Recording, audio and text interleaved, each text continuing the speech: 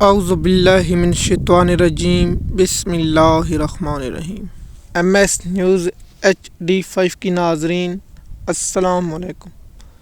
امید ہے کہ آپ لوگ سب خیریت سے ہوں گے۔ آج کا جو ہمارا مین ٹاپک ہے وہ آپ کے سامنے ہے کہ چیف جسٹس منصور علی شاہ کے پاس جو آخری ہتھیار وہ استعمال کریں گے یا نہیں، اور کل جو رجسٹرار نذر عباس کے خلاف توہین عدالت کی جو کارروائی تھی وہ بتائیں گے، اور جس میں حامد خان کے دلیل، خواجہ حارث کے دلیل، احسن بونوا کے دلیل اور ملک کے دلیل آپ لوگوں کے ساتھ شیئر کریں گے اور آپ لوگوں کو تفصیلات سے آگاہ کریں گے۔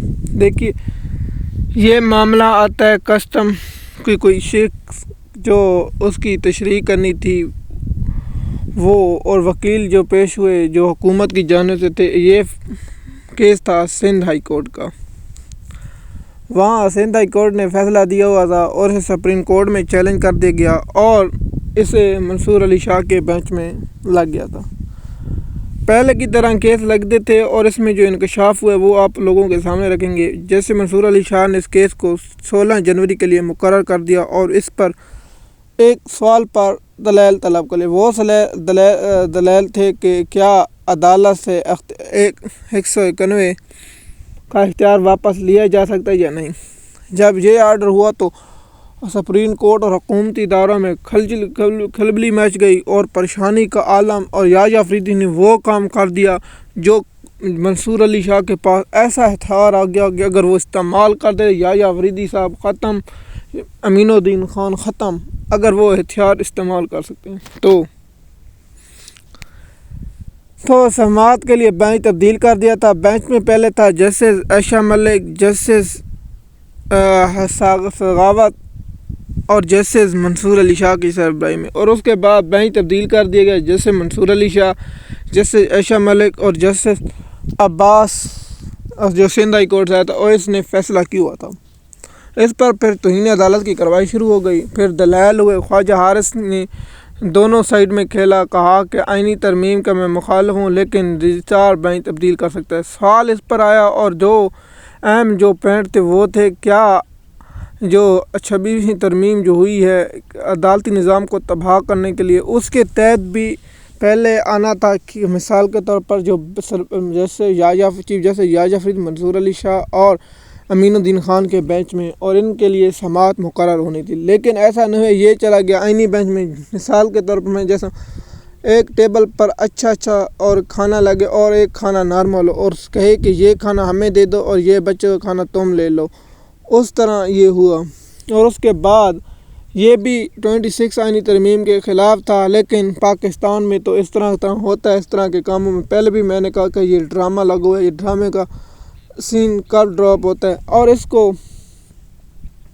پر میں آتا ہوں کہ اس نوٹس کو چیلنج کرتے گیا۔ وہ بینچ کل اتوار کو سماعت کرے گا، اس پر الگ ٹاپک بنائیں گے، وہ آپ لوگوں کو بتائیں گے۔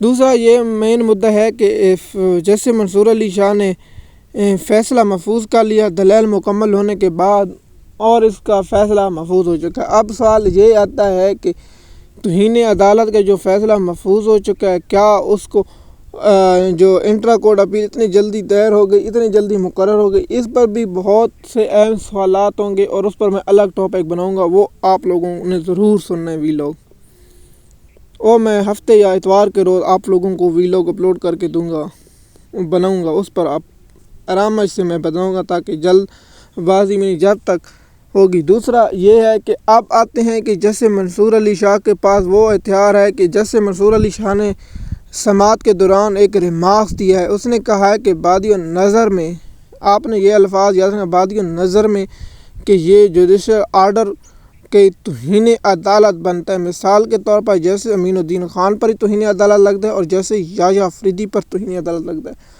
آپ نے یہ میرا نقطہ یاد رکھنا ہے، اور یہ میں نقطہ جو بادی النظر اور توہین عدالت اور آخری جو ہتھیار ہے یہی ہے۔ اگر منصور علی شاہ نے یہ ہتھیار استعمال نہ کیا تو پھر منصور علی شاہ کے پاس وہ کہتے نا بابا جی والا چھڑکنا بچے گا۔ دیکھیے کہ سپریم کورٹ کے قانون ہے کہ سپریم کورٹ کا جو آرڈر ہے، مثال کے طور پر سپریم کورٹ حکم دیتی ہے، اسے تبدیل نہیں کیا جاتا، اور جسٹس عائشہ ملک نے تو یہی کہہ دیا کہ سپریم کورٹ کا چیف جسٹس بھی تبدیل نہیں کر سکتا۔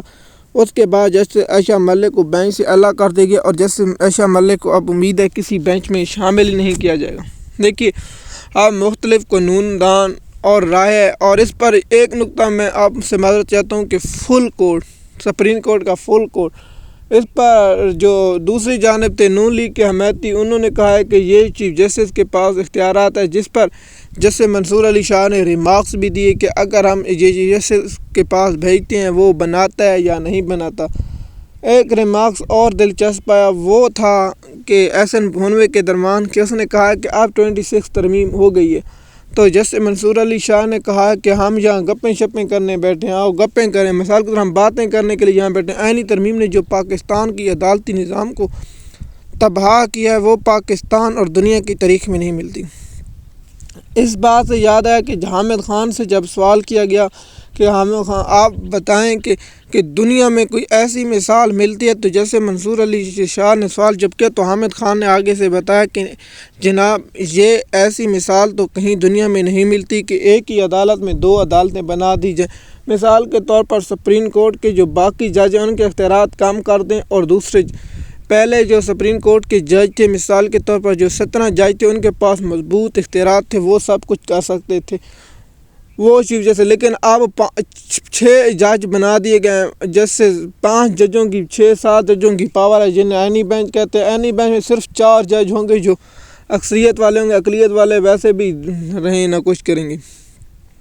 وہ فیصلہ محفوظ کر لے گیا۔ اب بڑی فیصلہ آج آتا ہے جمعے کے روز یا نہیں، وہ الگ بات ہے، یا سوار والے دن آتا ہے۔